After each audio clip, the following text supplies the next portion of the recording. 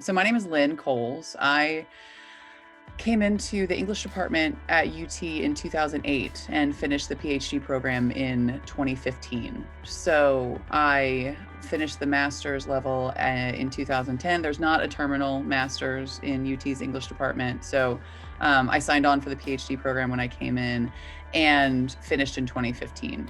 And let's see, so now, since then, actually the day that I turned in my dissertation to the Tower, I went immediately to Foundation Communities to work in some public health policy, direct work with the community.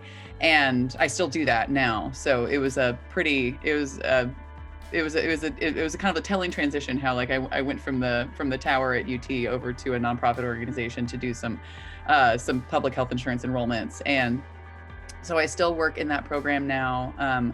I started off as a seasonal employee to help enroll folks during the open enrollment period for the Affordable Care Act. Now I work in program management. Well, so I'm not a program manager, but I do supervise the program during the enrollment periods. And outside the enrollment period, I work in community outreach.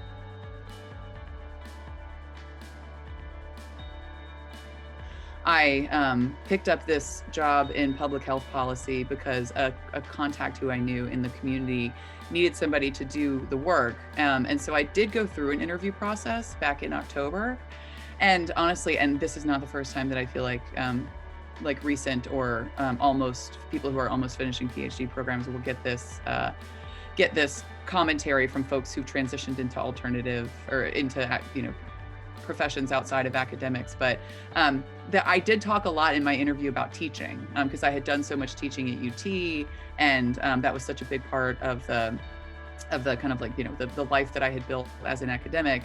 And so when I was interviewing with the hiring staff at Foundation Communities, when I talked to the woman later who interviewed me, she said, wow, like all of your experiences came from your teaching. Like I would have loved to hear about like some customer experience from the live music venue where you work, or from some of the program organizing that you did in the Center for Mexican American Studies, So what I didn't do in that interview was really talk about the breadth of other things that I do outside of teaching and outside of research, which honestly is like not that connected to health insurance enrollment for a large nonprofit organization. So that was one thing that I really learned, is that having had a huge body of professional experience while I was in graduate school, like grant writing for the School for Social Work, or organizing the poetry program for the Center for Mexican American Studies, those were the backgrounds and skill sets that people really wanted to know about when I was transitioning from the PhD program into the workforce.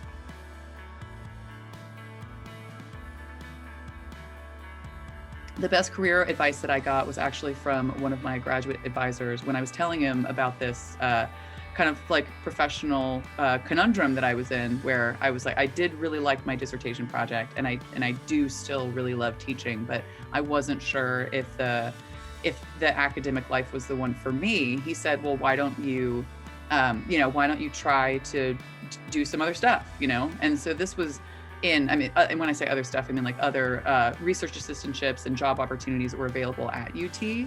And so that was when I met Celeste Mendoza and Deborah Paredes, who were organizing Canto Mundo, which is now out of NYU, but at the time was based out of UT. And that was a poetry workshop program that brought lots of poets into the city of Austin to do workshops and to build their crafts and to do public readings, to kind of like support and empower the community of Latinx poets across the world. So I started doing some program organizing for them, and I reached out to a contact in the School for Social Work and took on a grant writing assistantship there and started doing that work. And that was when I sort of like really started getting a stride and started feeling better about the work that I was doing. So I think some of the best advice that I got, honestly, which is not good advice for everybody, but was just given where I was in my academic pursuits, was to branch out a little bit and take advantage of the incredible resources at UT to see what other kinds of professional development are out there.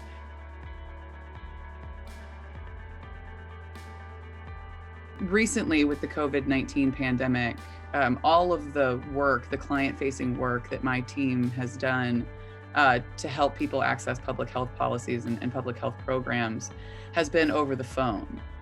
Normally we see like thousands of people in our offices each year to help them fill out long applications for like Affordable Care Act health insurance plans or other state, local, federal programs for health coverage. But over the past year, we had to pivot.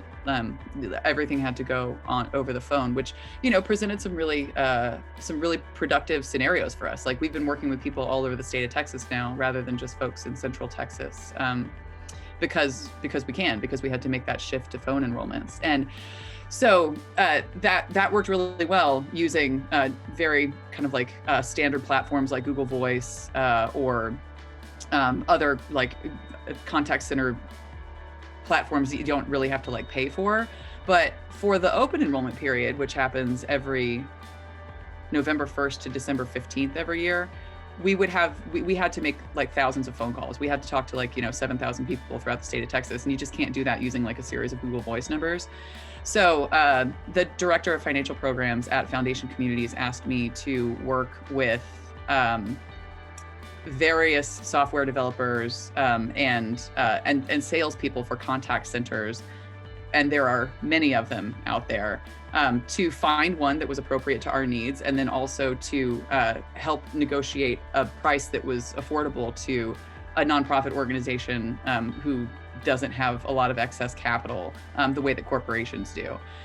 So I had to dive into this world of contact centers, and I learned all these acronyms about customer relationship management and information technology that I don't like. Voice over internet protocol, didn't know what VoIP was until like, October of last year.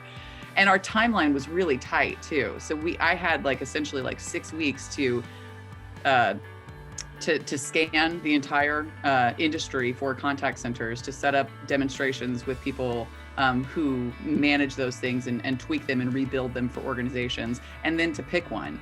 And it was like, it was fascinating to like learn the stuff that people are doing with these different technologies, and to learn about how they could work or not work for nonprofit organizations that have a very specific goal. That is not sales oriented, like so many contact centers are like geared towards for corporations. So it was awesome to learn so much new stuff. It was wonderful to meet so many people who were really invested in public health and were willing to like cut us a deal because we worked in public health during a pandemic. And so the skills that I used in my in that project, in identifying the contact center, choosing it, purchasing it, and then I had to train 150 volunteers in using it afterwards. My teaching experience 100% helped me in training those volunteers, in creating the kind of like resources like presentations that we had to do to convey very complex information about information technology and this platform to our team of volunteers who are sometimes in their 50s and 60s and 70s.